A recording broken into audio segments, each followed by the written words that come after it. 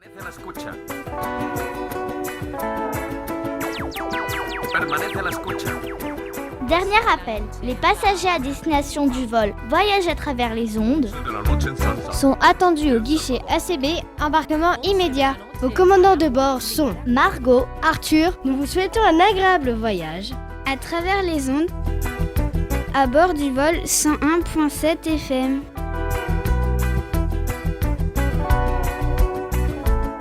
Bonjour à toutes et à tous et bienvenue dans ce nouveau numéro de Voyage sur les ondes, votre émission dédiée au voyage et à la découverte d'un pays. Pour m'accompagner aujourd'hui, Margot. Comment ça va, Margot ? ça va très bien mon cher Arthur. Je suis heureuse de retrouver les auditeurs aujourd'hui. Alors, quel pays allons-nous découvrir aujourd'hui, Margot ? On va s'intéresser au Maroc, un pays assez extraordinaire, une des destinations les plus célèbres en matière de tourisme. Peux-tu nous présenter ce pays, Margot ? Le Maroc est un pays situé au nord-ouest de l'Afrique. Il fait partie du Maghreb qui comporte le nord de l'Algérie et la Tunisie. Ce pays est bordé par la mer Méditerranée au nord-est et par l'océan Atlantique à l'ouest. On y trouve des plaines le long des littoraux et un massif montagneux au centre, l'Atlas. Je crois que ce pays est assez montagneux. Qu'est-ce qu'on peut dire à ce sujet, Margot ?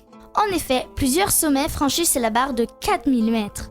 Le sud du pays, limitrophe avec la Mauritanie, est quant à lui désertique. Le désert a une superficie de 445 000 km², un peu moins grand que la France métropolitaine. Un désert aussi grand que la France ? Impressionnant. Quelle est la capitale du Maroc ? La capitale est Rabat. Les grandes villes sont Casablanca, capitale économique, Fès, capitale spirituelle, et bien sûr Marrakech, première ville touristique bien connue de tous. Alors on imagine qu'au Maroc, il fait plutôt chaud, non ? Et oui, le Maroc a un climat méditerranéen, mais les hivers peuvent être froids à l'intérieur du pays. Tu vas pas nous dire qu'il neige au Maroc ? Eh bien si, en 2018, les villes de Zagora et Ouarzazate, aux portes du désert dans le sud marocain, ont été recouvertes d'un épais manteau blanc, un phénomène météorologique inhabituel dû à une vague de froid venue du nord de l'Europe. Il y a même une station de ski du côté de Meknès qui s'appelle Ifran.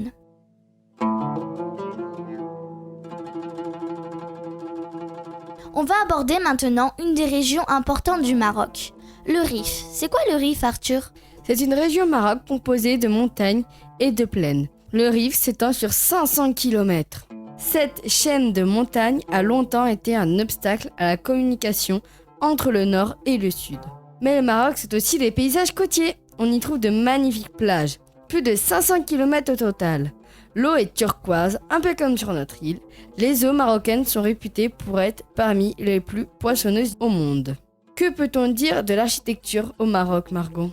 Au Maroc, il y a plusieurs architectures différentes qui vont de l'architecture antique à la contemporaine en passant par d'autres styles. L'architecture antique a laissé de nombreux vestiges dans le nord du Maroc. Dans cet endroit se trouve Volubilis et sa cité romaine, inscrite au patrimoine de l'UNESCO. On y trouve thermes, forums, arcs de triomphe, basiliques ou encore des demeures décorées de mosaïques. Tout cela témoigne des siècles d'occupation romaine. Le style berbère, quant à lui, se trouve plus dans les terres du sud. Les murs sont réalisés à base de terre crue appelée le pisé. Les villages fortifiés sont décorés avec des motifs géométriques traditionnels. On trouve également des traces de l'influence portugaise. Cette architecture est liée à la présence lusitanienne sur les terres marocaines. Que veut dire lusitanienne ?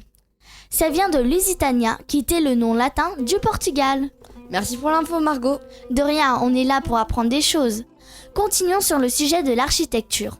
On y trouve aussi le style arabo-andalou, constitué de mosquées, de fortifications, de portes gigantesques ou de magnifiques palais. Et enfin, le style contemporain, celui de notre époque.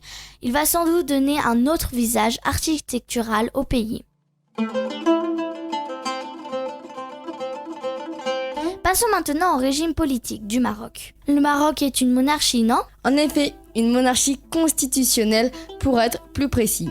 C'est un type de régime politique qui connaît un monarque élu ou le plus souvent héréditaire comme chef de l'État. Dans une monarchie constitutionnelle, les pouvoirs sont séparés.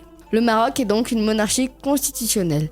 L'actuel roi en place depuis 1999 est Mohamed VI. Le pouvoir exécutif est exercé par le monarque et ses ministres. Mais ces pouvoirs sont limités par un texte écrit sur une constitution ou une charte.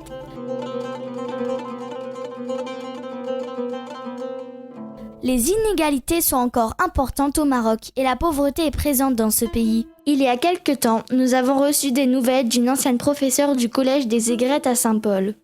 Elle est partie enseigner à Meknes au Maroc, au collège Paul Valéry. Les collégiens et collégiennes de cet établissement ont réalisé un travail radiophonique sur les inégalités et la pauvreté de ce pays. Ils nous l'ont envoyé, on vous propose de retrouver tout de suite le fruit de leurs recherches. Et on commence avec la question de la pauvreté au Maroc.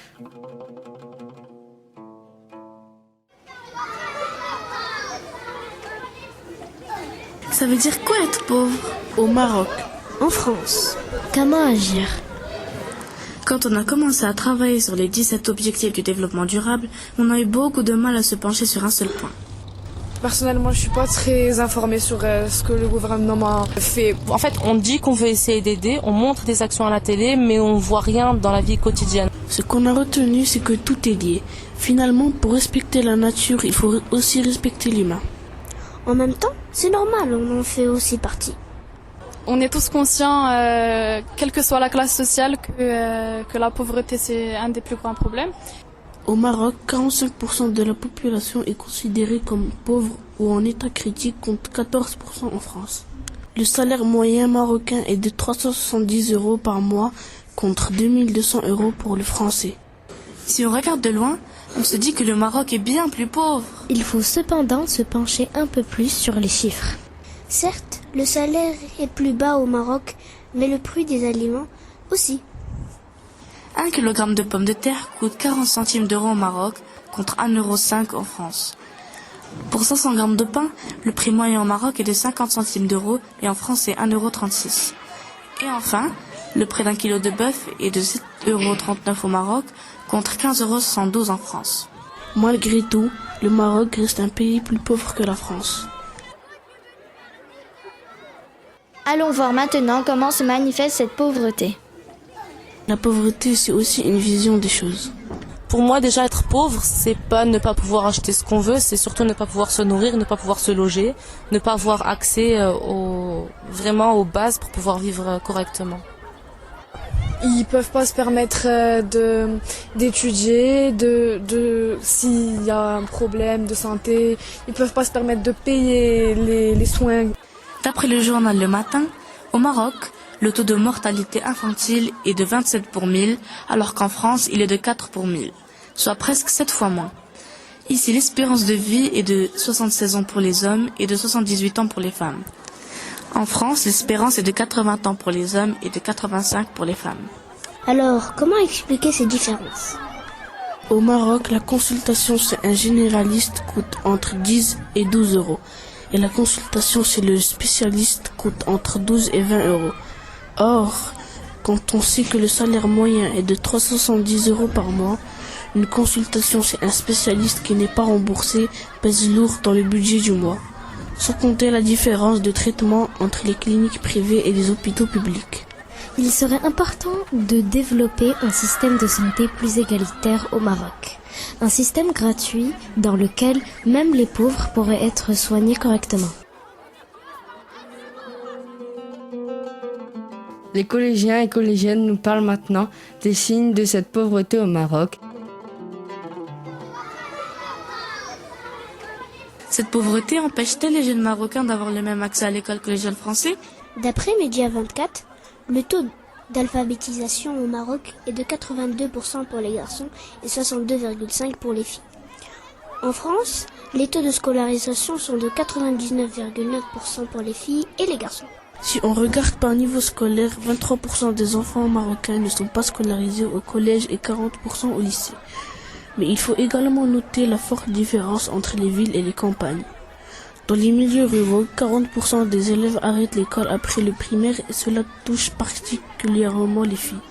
Un enfant sur 7 est scolarisé dans le privé. Or, une école privée au Maroc coûte entre 1 200 € et 20 000 € par an. Le système scolaire marocain est donc à deux vitesses. Les riches vont dans le système privé et obtiennent des diplômes et des métiers qui rapportent de l'argent. Les pauvres, eux, vont dans le public et ont du mal à continuer de faire des études supérieures qui coûtent cher. On a donc des enfants de riches qui vont devenir riches grâce à l'école et les enfants de pauvres qui vont rester pauvres. Je pense que le gouvernement prend pas assez en compte que le fait qu'il y a beaucoup de pauvres au Maroc, parce qu'on voit encore que dans les rues et tout ça, il y a beaucoup de mendiants et que il y a des gens qui n'arrivent pas à trouver un logement, qui n'arrivent pas à trouver de travail. Et on voit même qu'il y a beaucoup d'enfants qui finissent dans les rues parce que justement ils n'ont pas accès à l'éducation. Pour ce qui est de l'accès aux soins et à l'éducation, je pense qu'il y a pas mal d'efforts encore une fois qui ont été faits. Par contre, en termes de qualité, je pense que la qualité, que ce soit dans la prestation des soins ou encore dans l'éducation, il reste encore beaucoup à développer. Et enfin, il nous informe sur l'action gouvernementale contre la pauvreté. Mais alors, que fait le gouvernement ? Dès 2005, le Royaume du Maroc et la Commission européenne décident de créer une alliance, l'INDS, l'Initiative nationale du développement humain. C'est la première fois que le Maroc développe un aussi grand projet concernant la pauvreté, la précarité et l'exclusion sociale. Cette initiative repose principalement sur le développement et l'accompagnement de zones ciblées et concernées. Elle vise, par exemple, à réduire l'analphabétisme, le chômage et le manque de logements sociaux. Aujourd'hui, l'INDH continue de se développer notamment à travers l'accompagnement des jeunes ou de la petite enfance. Selon le matin, un total de 655 projets d'un investissement global de 240,31 millions de dirhams ont été réalisés dans la province de Moulay Yacoub sur la période 2005-2018.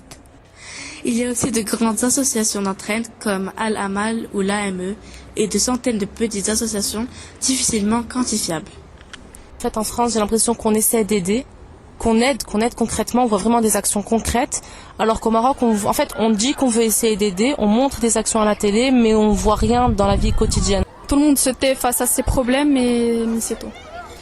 15 ans plus tard, malgré les efforts du gouvernement et des associations, les inégalités sur le territoire marocain sont bel et bien présentes.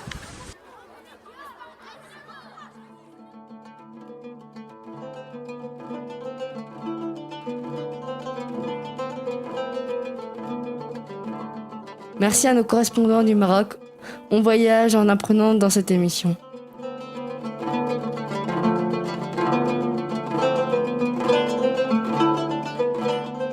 Le Maroc, c'est aussi l'artisanat que tous les touristes s'arrachent. Dans les marchés marocains, on trouve toutes sortes de matières. De la laine pour les tapis, du fer et de l'argent pour les bijoux, des ustensiles divers et de l'argile pour la poterie. Mais après l'islamisation et la venue des Arabes, il y a eu de nouvelles matières comme le bois, l'osier ou l'alfa, une plante originaire du bassin méditerranéen qui sert à fabriquer du papier. Chaque région du Maroc possède ses propres spécialités.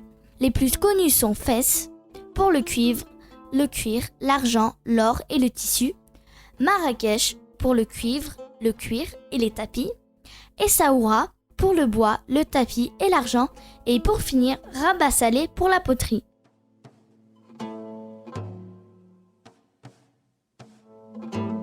C'est sur cette belle carte postale du Maroc qu'on va vous laisser.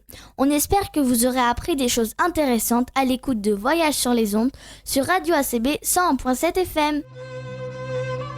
On se quitte en musique avec Maloun, une musique traditionnelle marocaine. Salut Arthur. À bientôt Margot. رفدة بالعيان أبو حجبين معرقة وزينة زور العشيق يزاك من التهان يا غزي البستاني رفدة بالعيان يا أبو حجبين معرقة وزينة زور العشيق يزاك من التهان يا غزي